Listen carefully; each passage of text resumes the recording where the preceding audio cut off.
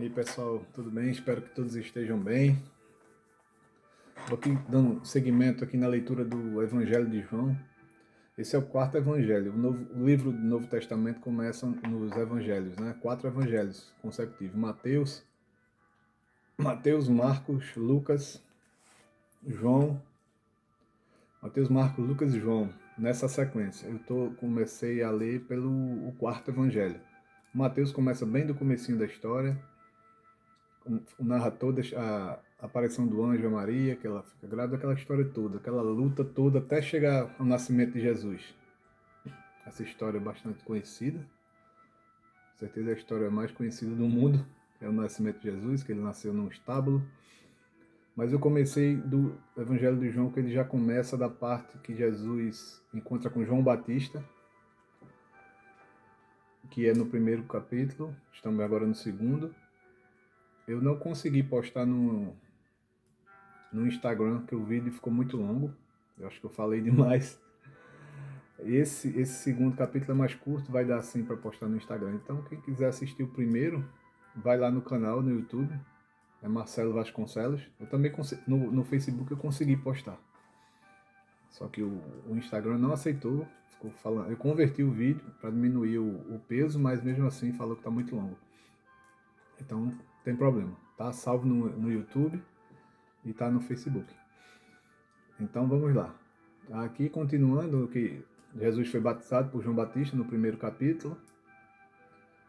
E depois já começa o segundo capítulo falando sobre a festa onde vai ter o milagre da transformação da água no vinho. Então vamos lá. Evangelho de João, capítulo 2. E ao terceiro dia fizeram-se uma bodas em Canaã da Galileia. E ali estava a mãe de Jesus. E foi também convidado Jesus e os seus discípulos para as bodas.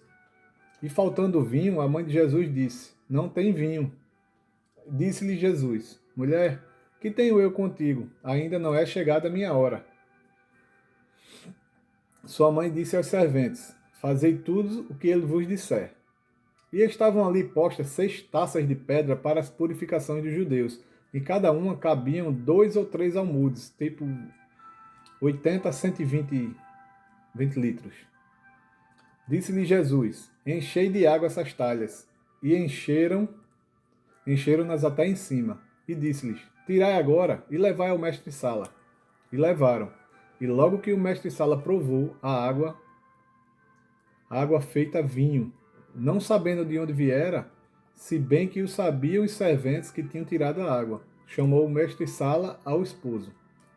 O responsável pelo evento, pela festa, tipo como fosse hoje o dono do buffet, provou que seria água, já estava virada em vinho, aí chamou o esposo e falou: Todo homem põe primeiro o vinho bom, e quando já tem bebido bem, então o inferior, mas tu guardaste até agora o bom vinho. Outras versões falam: guardaste o melhor vinho para o final. Jesus principiou assim os seus sinais em Caná da Galileia, e manifestou a sua glória, e os seus discípulos creram nele. Depois disso, desceu a Cafarnaum, ele e sua mãe e seus irmãos e seus discípulos, e ficaram ali não muitos dias. E estava próxima a Páscoa dos judeus, e Jesus subiu a Jerusalém. E achou nos templos os que vendiam bois e ovelhas e pombos, e os cambiadores assentados. E tendo feito um azorrague de cordéis, lançou todos fora do templo, também os bois e ovelhas, e espalhou o dinheiro dos cambiadores e derrubou as mesas. E disse aos que vendiam pombos: Tirai daqui estes, e não façais da casa do meu pai casa de venda, ou não fazei o comércio dentro da casa do meu pai. Qualquer semelhança hoje em dia é mera coincidência, tá? Isso não acontece mais. E seus discípulos lembraram-se do que está escrito: O zelo da tua casa me devorou. Responderam, pois, os judeus e disseram-lhe: Que sinal nos mostra para fazeres isto? Jesus respondeu e disse: Derrubai esse templo, e em 3 dias o levantarei. E disseram, pois, os judeus: Em 46 anos foi edificado este templo, e tu o levantarás em 3 dias? Mas ele falava do templo do corpo, que já estava de tal maneira esse povo nesse tempo que eles só cumpriam regras. Eles esqueceram o princípio do amor. Só eram cumpridores de regras. Nada que Jesus falava de coisas espirituais. Falava do amor, dos dons de Deus, de salvação, e ele não entendia nada, ele só entendia as coisas materiais. Então, quando Jesus falou derrubar esse templo, estava se referindo a ele, o templo. Como hoje, Deus não habita mais em templos construídos por homens, Deus habita em nós, né? Nós somos templo do Espírito Santo.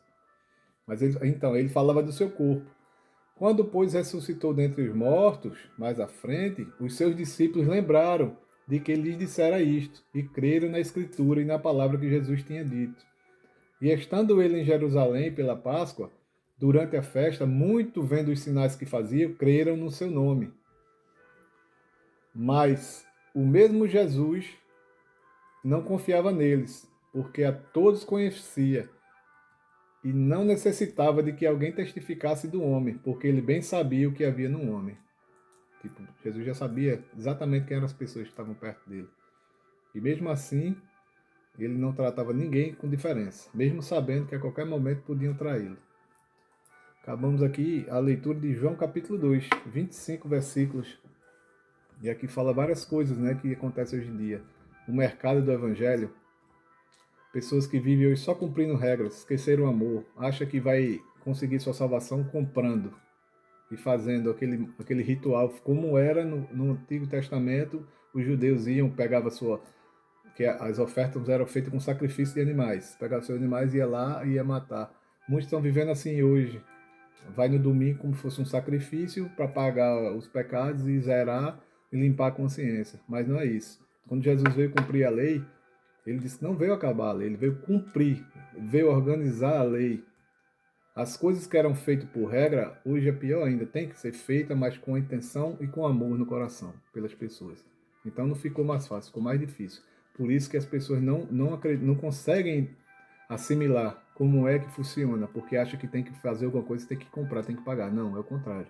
É daqui dentro agora, é de dentro para fora. Tá bom? Não é fazer exterior, fazer rituais, isso aí não serve de nada para Deus. Porque ele prefere, falando na Bíblia, ele quer obediência. É melhor obedecer do que sacrificar.